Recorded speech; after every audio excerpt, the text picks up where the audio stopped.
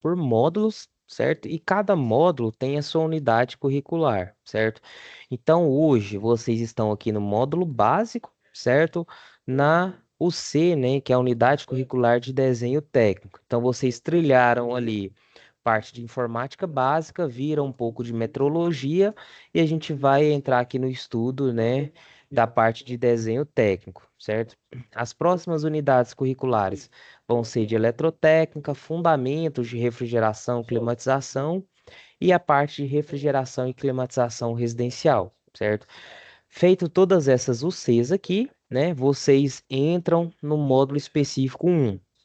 Dentro desse módulo específico 1, vocês vão ver a parte de comandos elétricos, né?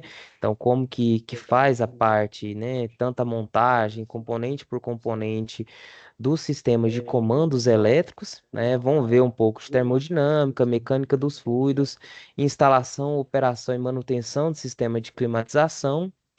E aí vocês, né, finalizou esse módulo específico 1, vão para o módulo específico 2, onde vocês vão ver a parte de eletrônica aplicada, manutenção de compressores, instalação, operação e manutenção do sistema de refrigeração comercial e depois industrial, certo?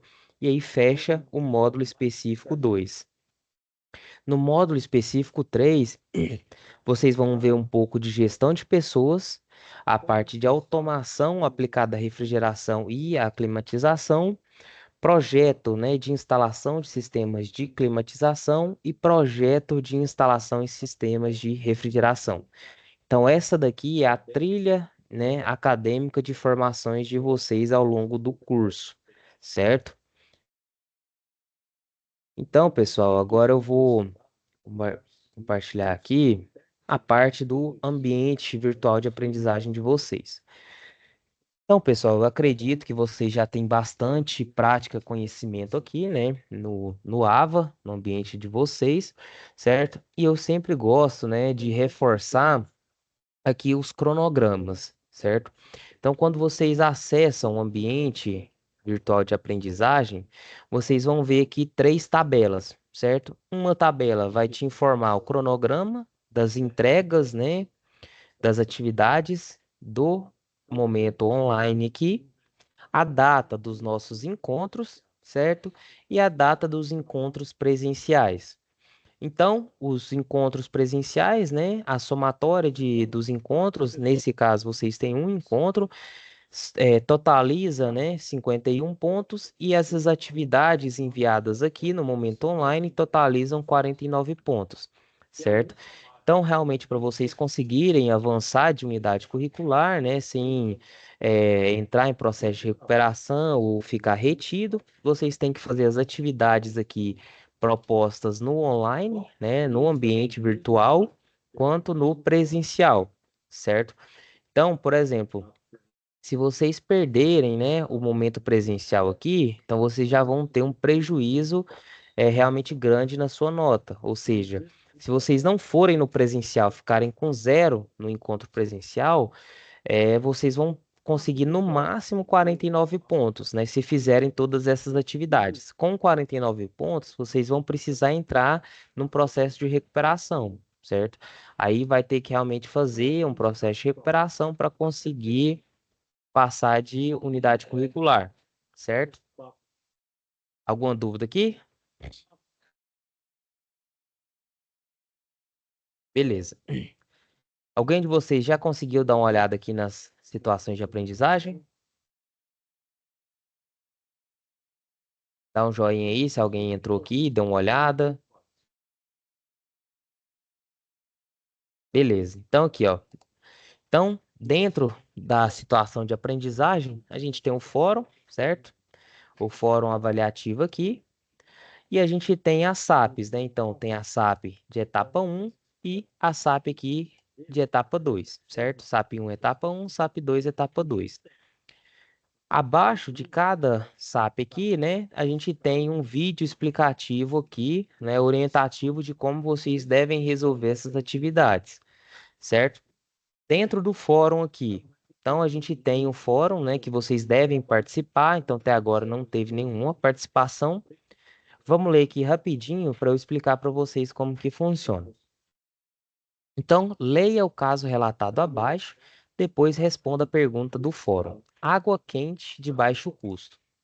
João queria instalar um sistema de aquecimento de água em sua residência utilizando materiais recicláveis e com baixo custo. Com a intenção, né, como a intenção era utilizar garrafas PET e tubulações de cano PVC, decidiu-se, né, elaborar o projeto por meio de um desenho isométrico. Desta forma, teria uma ideia de todo o material necessário e por onde passaria todo o sistema até chegar aos banheiros. Feito isso, João conseguiu ter a noção geral do que deveria reunir e qual o melhor trajeto que deveria seguir até os locais desejados. Agora é só providenciar o material, executar o projeto e aproveitar a água quente no inverno. Então, basicamente, João queria um sistema ali simples, barato, né, com materiais recicláveis para fazer o aquecimento da água que ele utiliza no seu banheiro.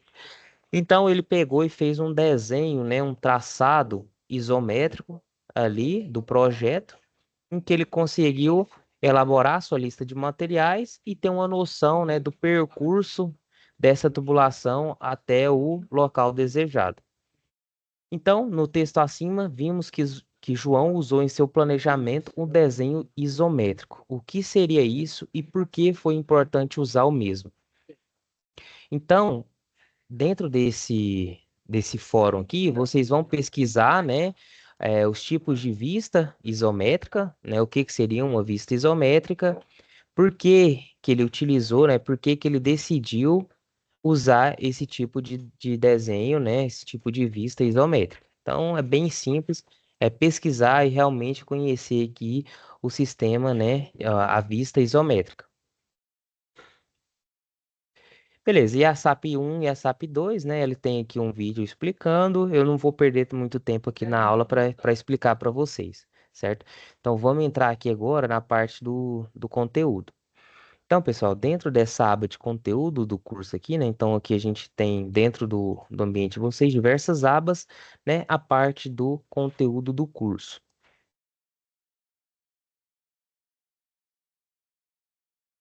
Então vamos lá no início. Então, beleza, pessoal. Quando vocês, né, entram aqui no ambiente de conteúdo, vocês têm aqui esse material, né, realmente para vocês estudarem em cima dele. Então, ele é realmente um balizador do conteúdo. Além desse material intuitivo aqui, né, esse material interativo, a gente tem a apostila do curso, que já é, né, um, um método, né, uma apostila com um texto mais corrido ali, com as informações em formato de texto corrido, em formato de livro didático, certo?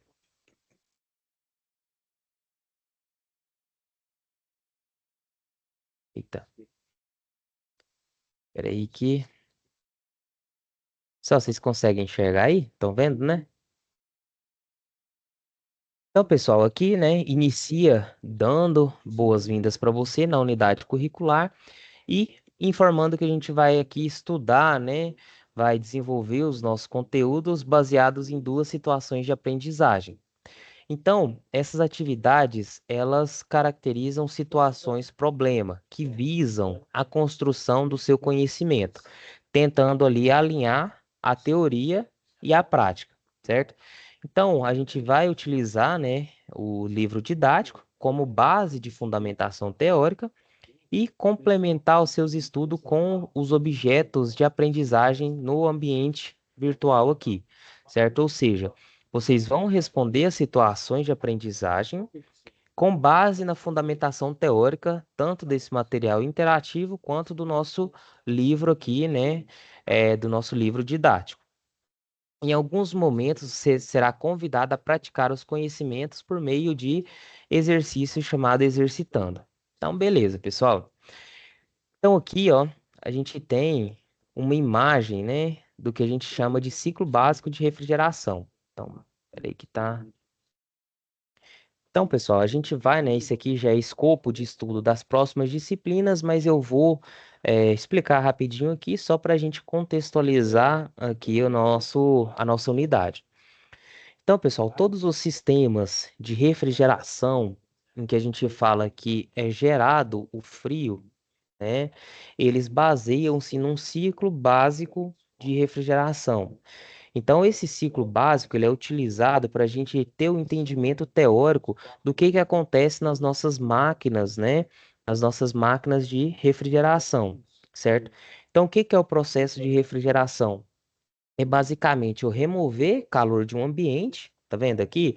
Então aqui, ó, aonde tá com a minha seta, significa que desse lado aqui eu tenho um ambiente em que eu quero refrigerar. E aí, o que que é o processo de refrigeração? Eu realmente retirar calor desse ambiente aqui, né? E rejeitar esse calor em um outro ambiente, né? Em um ambiente em que às vezes está com a temperatura maior do que a temperatura do ambiente que eu quero refrigerar. Então, na natureza, né, esse processo aqui, ele não acontece de forma natural. Por isso, eu preciso utilizar, né, de métodos aqui, por exemplo, do compressor, em que, através de um trabalho elétrico injetado nesse compressor, eu consigo fazer com que esse processo aqui aconteça. Naturalmente, o calor ele flui de um ambiente com a temperatura maior para um ambiente com a temperatura normal, é menor. Então, esse é realmente o trajeto natural do calor. Então, calor, ele é uma energia, né? Ele é uma forma de energia motivado por uma diferença de temperatura. Então, ele é uma energia em trânsito, né? Uma energia térmica em trânsito em que é gerado através de uma diferença de temperatura. Então, se eu tenho dois ambientes, dois sistemas, dois corpos com temperaturas diferentes, eu vou ter ali um processo de calor, né? Um processo de transferência de calor.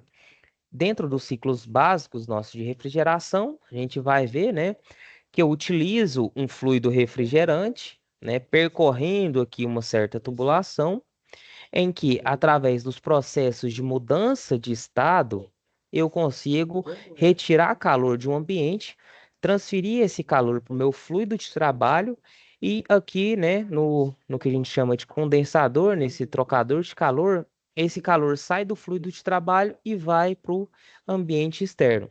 Então, nas próximas unidades, né, a gente vai entender melhor como que funciona esse ciclo aqui, né?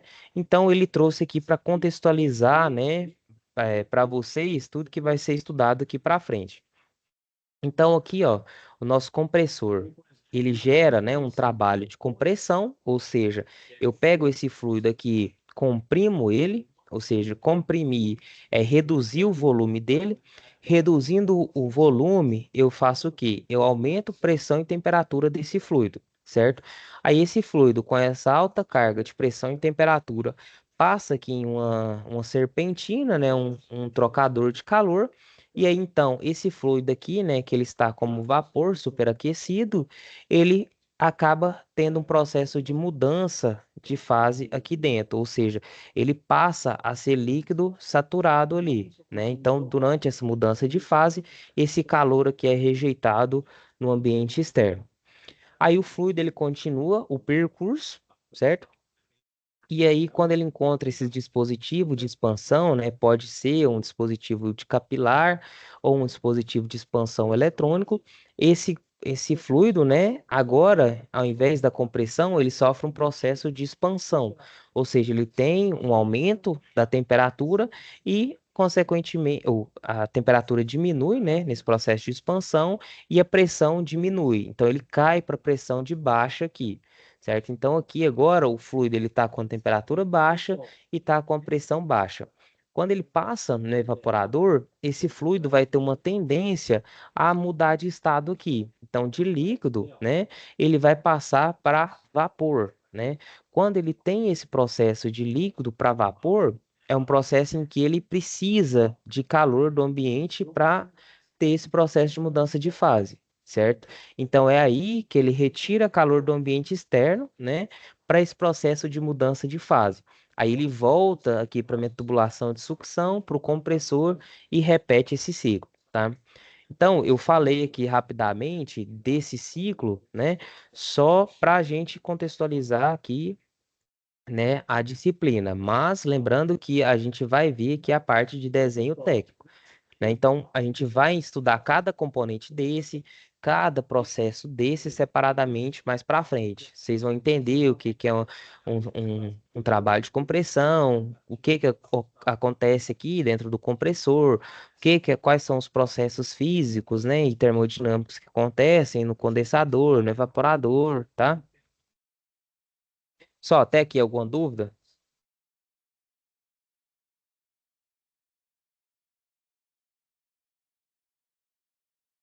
Então, beleza.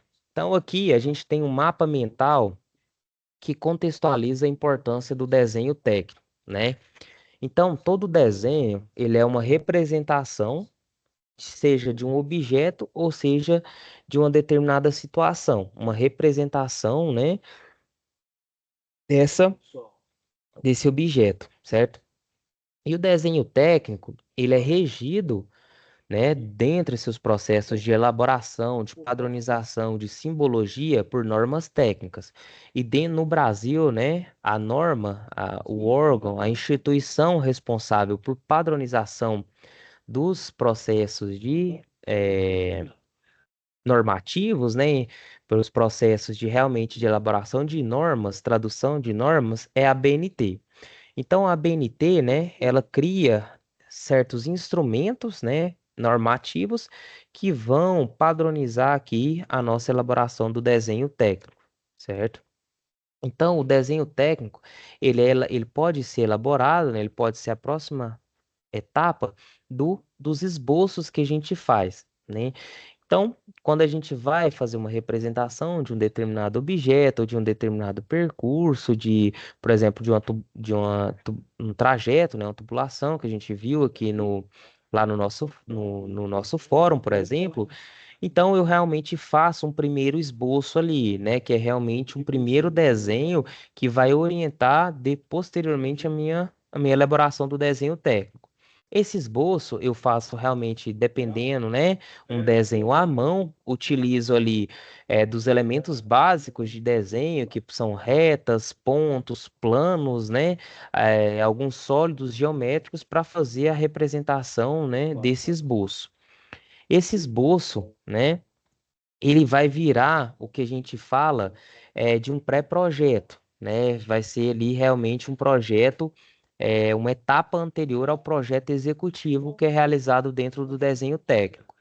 Quando ele sai de esboço e vira esse pré-projeto, ele precisa de um processo de aprovação, né?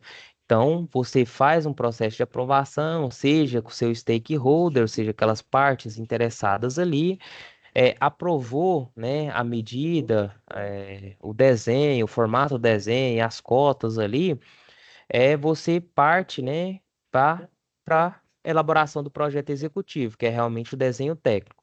Então, o esboço ele serve realmente para representar a primeira ideia, faz-se o pré-projeto depois para validação dessas ideias. Se precisar de uma alteração, é dentro desse pré-projeto que você faz as alterações até virar a parte do projeto, né, do projeto executivo ali que a gente tem a aplicação do desenho técnico, certo? Esses desenhos técnicos, eles são representados, né, por planos de projeção, certo? Perspectivas, né, que são as formas de a gente visualizar esse desenho 3D. Então, quando a gente desenha, né, objetos, quando a gente faz um desenho técnico, certo? De certos objetos para fabricação ou de determinados representação de um objeto 3D. Eu preciso pegar aquela vista, né, aquela representação do objeto que na vida real é em 3 dimensões e representar isso em 2 dimensões dentro do desenho técnico, né? Então, pegar o que é em 3 dimensões e representar em 2 dimensões, utilizando um plano cartesiano para isso. E aí, para facilitar a vista e a interpretação desses desenhos, né, a gente tem ali os planos de projeção que vão nos dar as vistas desses desenhos, certo? Então a gente vai entender o que que é um plano de projeção, o que que são vistas, né? Vista frontal, vista lateral esquerda, vista lateral direita, vista superior, vista inferior, né? O que que são as projeções em diedro, representações em diedros. né? Então a gente vai ver que maior parte do mundo, lá dos Estados Unidos, da Europa, utiliza-se a representação em terceiro diedro, mas no Brasil a gente utiliza a representação dos objetos em terceiro diedro. Vai entender sobre as unidades de medida, como realizar cota, entender sobre as escalas, certo? Beleza? Dentro do desenho técnico também, o que que a gente tem? Esse desenho tem que ser feito, né, representado em folha, certo? Então, a folha ela vai representar realmente o nosso plano de desenho ali, aquele plano cartesiano onde eu realizo o meu desenho. Essas folhas, né, elas seguem também padronizações, certo? Elas seguem tamanhos também padronizados. Então a gente tem os tamanhos de A0, né, A1, A2, A3, A4, certo? Dentro da folha a gente tem também ali os espaços, né? Para a realização das nossas legendas, onde a gente vai colocar todas as informações necessárias para a interpretação daquele desenho, certo? Então a gente vai ver esses tipos de papel, os espaços destinados ao desenho, à legenda, vai ver a montagem do layout, né, desse desenho, certo? Então é tudo escopo dessa disciplina, beleza? Só alguma dúvida até agora?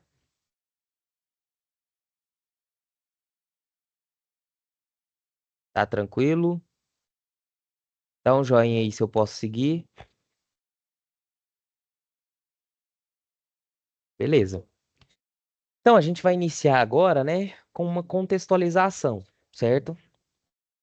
Ou seja, a gente vai ter aqui uma situação, né, e através dela a gente vai extrair os conhecimentos necessários, beleza?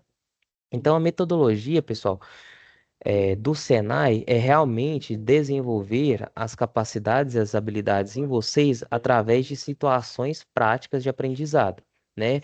Muitas vezes essas situações são problemas modelo, né? Ou seja, são problemas ali reais em que vocês precisam utilizar os conhecimentos para a resolução daquele problema, né? Então, diante daquele problema, quais são a teoria, né? Quais são as capacidades que eu preciso ter para conseguir resolver esse problema. E a gente, consequentemente, começa o nosso estudo através de uma situação, né? Problema aqui, para a gente conseguir ver quais são os conhecimentos que a gente precisa para resolver aquela situação, problema. Então a gente começa aqui com a contextualização, né? Então a gente tem aqui uma representação, duas pessoas mantendo um diálogo. O gerente de logística da empresa que você trabalha solicitou que você elabore um desenho de dois cases, ou seja, duas caixas, né? Para acondicionar um sistema de climatização residencial do tipo split high wall, certo? Ou seja, um evaporador e um condensador. Então, o gerente pediu para você fazer um desenho de uma caixa, né?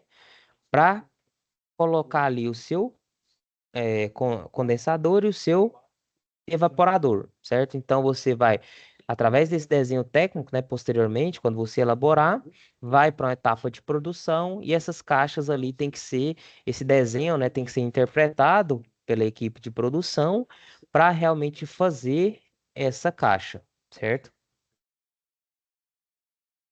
O objetivo do projeto é dimensionar o tamanho das caixas que atenda o acondicionamento de forma segura e econômica, tendo em vista que os aparelhos serão enviados por via aérea à filial da empresa, localizado no interior do estado. Então você vai ter que fazer um desenho técnico de uma caixa, né, para acondicionar esses equipamentos que vão ser enviados para a filial da empresa. Fique atento para a confecção dos cases, pois a empresa contratará uma marcenaria local. Portanto, ela deverá ter o projeto que inclua todas as informações de tamanho e outros detalhes importantes. Então, por que que é importante a gente saber representar os principais detalhes dentro de um desenho técnico, né? Ter todas as informações, por exemplo, como cotas, as medidas, né? As dimensões, as vistas, porque é outra pessoa que vai executar esse desenho, né? Que vai realmente fazer esse desenho sair do papel e virar ali um objeto real. Então, como é outra pessoa, né? O desenho ele pode ser interpretado como uma forma de comunicação. Então, você precisa representar nesse desenho técnico todas as informações para que a pessoa lá do outro lado consiga interpretar o seu desenho, né? E não faça ele de forma errada.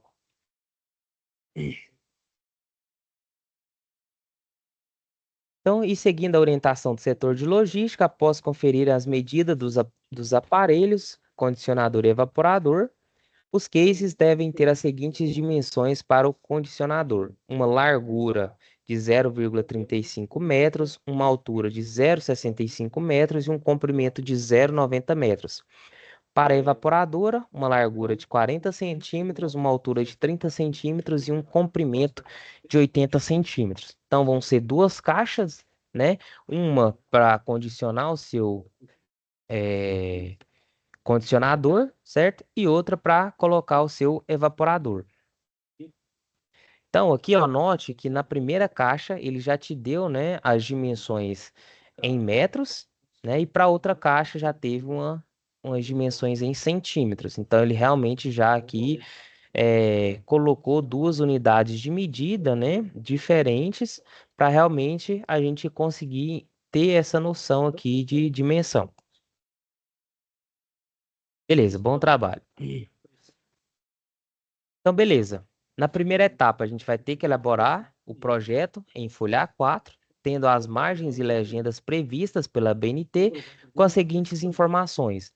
Vai ter que ter o modelo do aparelho, o nome da empresa e a data do seu projeto. Beleza?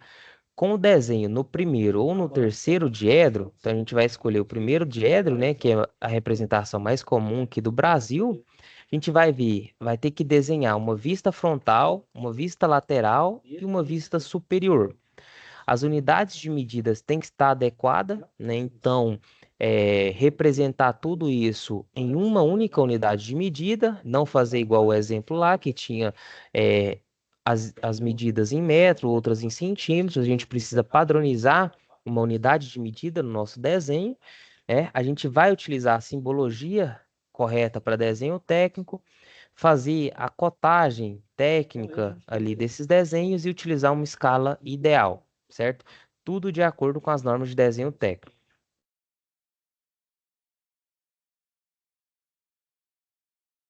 Então, pessoal, na leitura, né, de desenhos técnicos, a identificação, né, das formas de representação, de projeção é muito importante, né? Então, identificar o diedro permite a identificação do sentido dos rebatimentos que são utilizados no conjunto de vistas. O que que seria isso? Seria realmente, né, partir do momento que eu indico qual que é o tipo de projeção utilizada, isso influencia em como que a gente vai desenhar, né, as vistas frontais, as laterais e as superiores, certo? Então, essa posição do meu eixo de rebatimento influencia em como que eu represento esse desenho técnico, certo? Então, conhecendo-se os rebatimentos, é possível associar as projeções ortogonais com os sentidos de observação e entender a forma espacial da peça desenhada. Então, quando eu faço, né, uma representação de um objeto que é tridimensional e passo isso para um desenho bidimensional, né, em duas dimensões, eu tenho que escolher, né, planos de projeção, ou seja, planos de rebatimento, para que eu consiga, né, representar esse objeto em 3D em 2D, ou seja, para que quem enxergar, para quem lê esse desenho, consiga, né, entender, ter as propriedades ali daquele desenho suficientes para fazer a representação dessa peça, né, que na vida real é tridimensional, certo?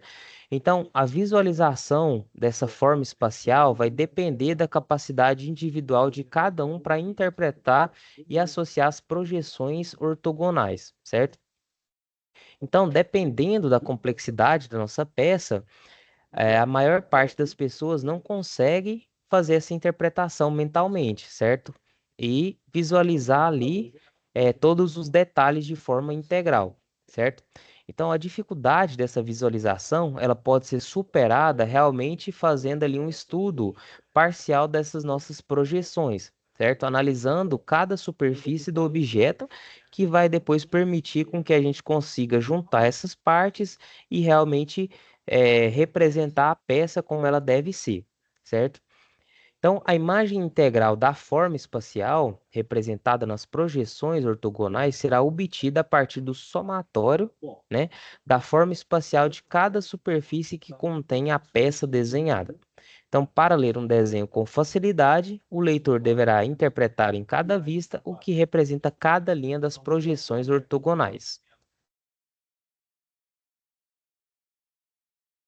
Então, os instrumentos usados. Então, a gente vai conhecer, né, agora quais são os instrumentos essenciais para um desenhista técnico, certo? Então, boa parte dos materiais, eles estão disponíveis ali em papelarias, em lojas de equipamento de desenho, e outras partes, esses desenhos são feitos realmente em programas de computador, certo? Então, quanto maior a qualidade, né, mais preciso vai ser seu trabalho. Ou seja, quanto maior a qualidade das ferramentas que você utiliza para para o desenho técnico, maior vai ser a qualidade ali da sua representação, certo? Então aqui, né, tem, depois vocês dão uma lida com calma, tem a indicação aqui das melhores condições de um lápis ou de um determinado desenho, equipamento para quando você for fazer esse desenho à mão, né? Então a gente tem também a utilização, né, de instrumentos como os esquadros, né? Que eles são usados em pares, né? Então a gente tem um esquadro de 45 graus e outro de 30 e 60. Então a combinação desses dois, né, permite a gente obter diversos ângulos comuns nos desenhos. Então, para traçar as retas paralelas, a gente segura um dos esquadros, guiando, né, o segundo através do papel. Então, a gente tem realmente a utilização dos nossos esquadros que permite, né, a gente fazer linhas, né, o mais reto possível. Ou seja, então, se a gente fosse desenhar, né, um segmento de reta ou uma reta à mão livre, certamente ia sair torto esse desenho. Então a gente tem os esquadros que nos auxiliam, né, na elaboração dessas retas, né, desses segmentos de retas, para que a gente consiga fazer eles ali o mais retilíneo possível.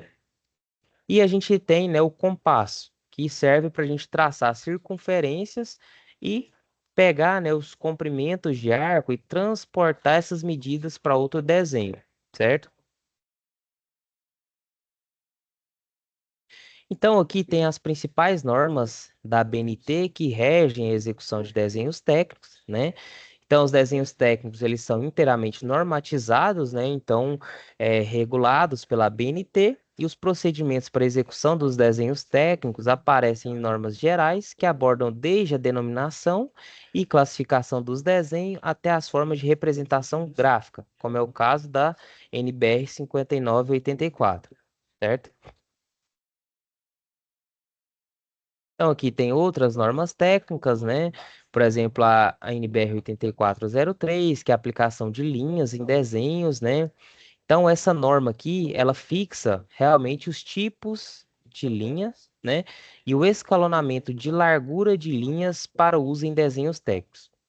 Então, pessoal, a gente vai ver que, como elemento, né, essencial do desenho técnico, a gente tem a utilização de linhas, né?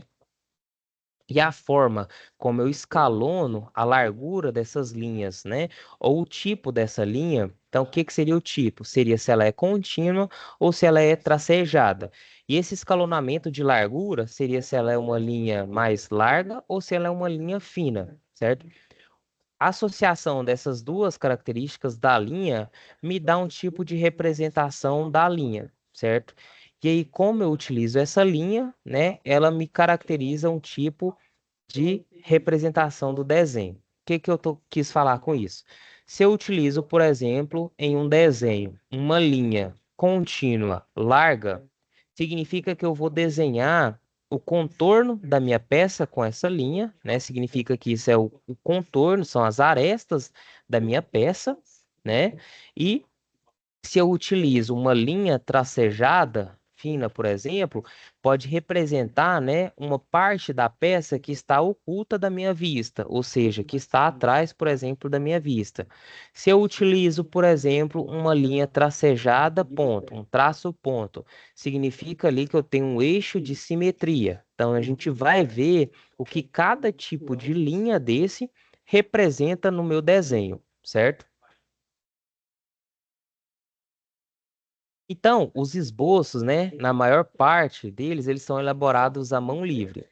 Então, mesmo que o objetivo dessa unidade curricular seja ensinar a interpretar uma linguagem gráfica do desenho técnico, para nós aqui é muito importante a gente ter, né, essa habilidade de desenhar à mão livre. Por quê?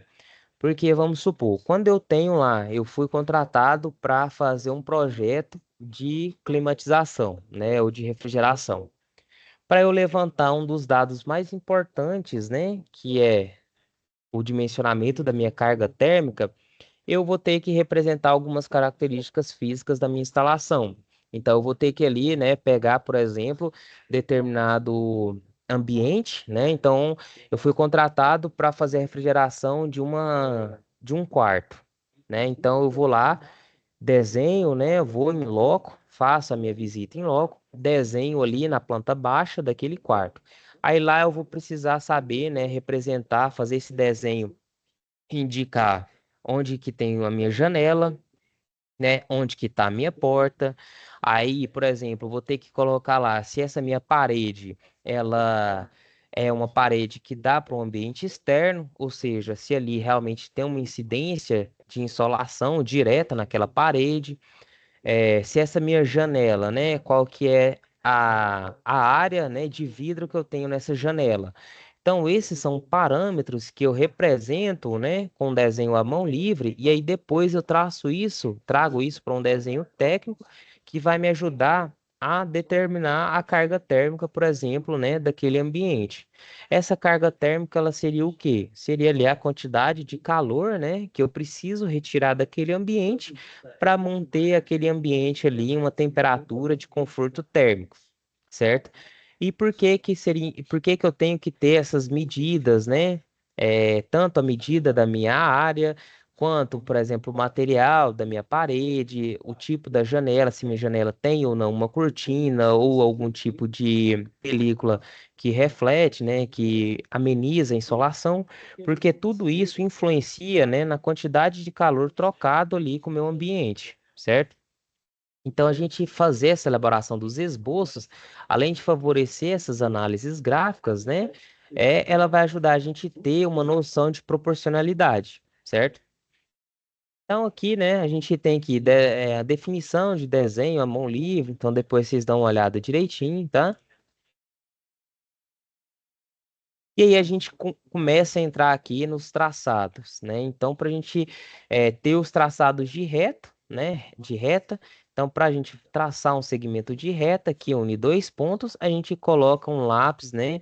Em um dos dois pontos e mantém, né? Esse olhar sobre o outro para realmente fazer esse traço, né? Então, ou e a gente utiliza também os equipamentos, né? Que a gente viu lá para fazer esse traçado aqui de segmento de reta. Aqui tem algumas figuras geométricas planas, certo? Figura plana é qualquer figura, né? Em que todos os seus pontos se situam no mesmo plano. Então, pessoal, para a gente saber o que que é plano, o que que é ponto, o que que é reta, a gente tem que ter realmente essa noção, né, de espaço aqui. Então, o ponto, ele é a unidade, né, essencial ali, a primeira representação gráfica que a gente tem de um desenho, né? Então, se eu uno dois pontos, eu vou ter uma reta, certo? Se eu pego duas retas e uno elas, né, de modo que uma fique a 90 graus da outra, eu vou formar um plano, certo? E qualquer figura que esteja contido, né, nesses dois planos formado por esses dois segmentos de reta é uma figura geométrica plana, certo? Então, aqui a gente tem exemplos de círculos, quadrados, triângulos, né? E tudo que pode ser representado de forma plana, né? Situado no mesmo plano. Hum. Já os sólidos geométricos, né? Eu já tenho aqui uma noção de profundidade, certo? Então, quando uma figura geométrica tem pontos situados em diferentes planos, tem-se um sólido geométrico, né? Então, aqui a gente tem uma figura plana, em que todos esses pontos estão contidos no mesmo plano, né?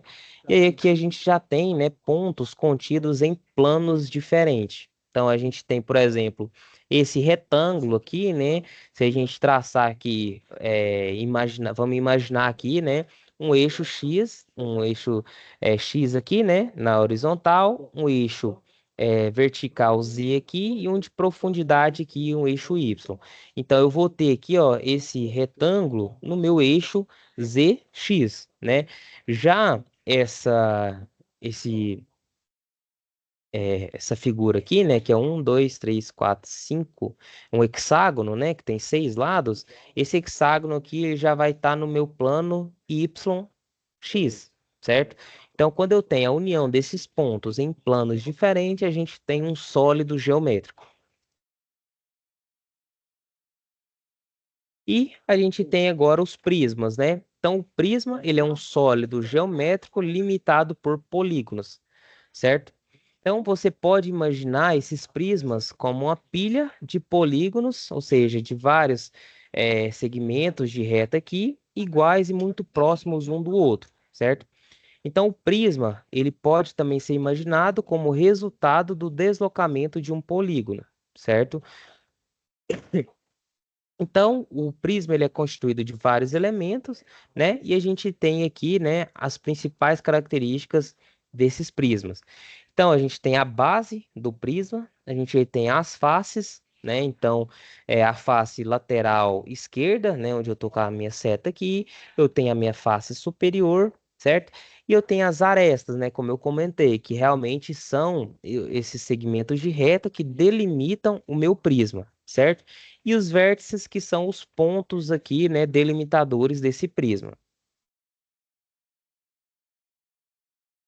E a gente tem, né, aqui para entender até os planos de perspectiva mais para frente, a definição dos eixos isométricos, certo?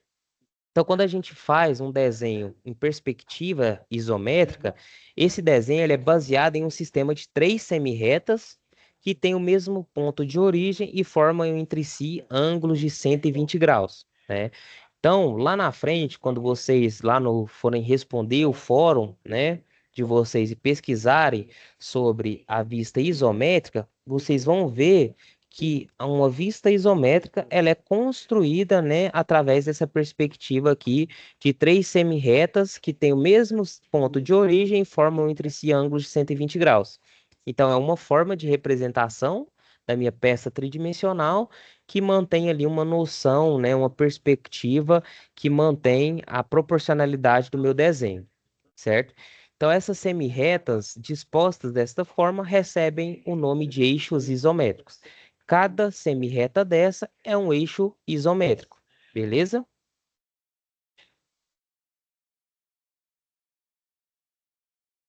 Beleza. Linhas isométricas. Então, a gente tem outro elemento muito importante para o traçado de perspectiva, que são as linhas isométricas, certo? Então, qualquer reta paralela a um eixo isométrico, né? Então, a gente tem o eixo isométrico aqui, lembra? Segmento de reta com o mesmo ponto de origem que forma 120 graus entre si. Qualquer reta paralela aos eixos isométricos é chamado de linha isométrica, certo? Então, aqui, as retas R, S e T, né? R, S e T, né? São linhas isométricas. A linha R, ela está paralelo à linha Y, né? E a linha T aqui, né? Ela é uma linha isométrica porque ela está paralela aqui ao meu eixo Z, certo?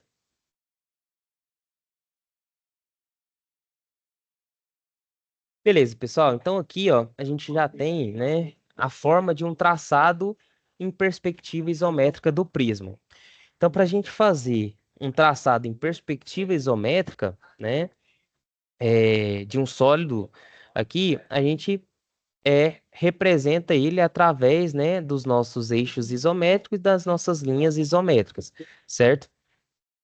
Deixa eu ver a hora aqui. Então, pessoal, um prisma regular retangular aqui, né? Ele apresenta as três dimensões básicas: comprimento, largura e altura, certo?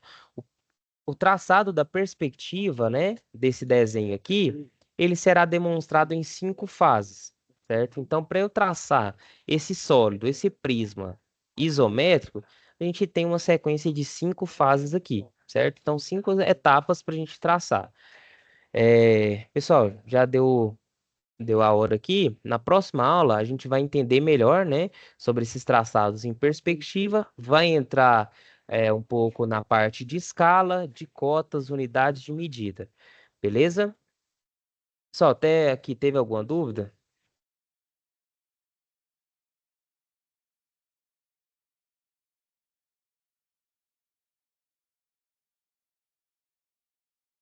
Não? Então, beleza, pessoal.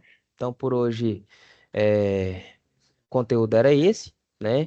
Qualquer dúvida, entre em contato pelo chat. Não deixem, né? Não faltem no presencial e tentem, né? Participar ao máximo aqui do nosso encontro presencial, no nosso encontro online aqui, certo? Realmente a participação de vocês aqui é muito importante para a gente ter esse engajamento durante o nosso curso, né? Então, eu vou tentar, né, trazer essa matéria aqui o mais próximo possível da realidade de refrigeração. Então, quando eu introduzi a parte de desenho técnico, eu realmente contextualizei para vocês dentro dos ciclos de refrigeração, né? Fazendo aí essa ponte, né? Para tentar deixar vocês o mais interessados, mais engajados possível. Beleza?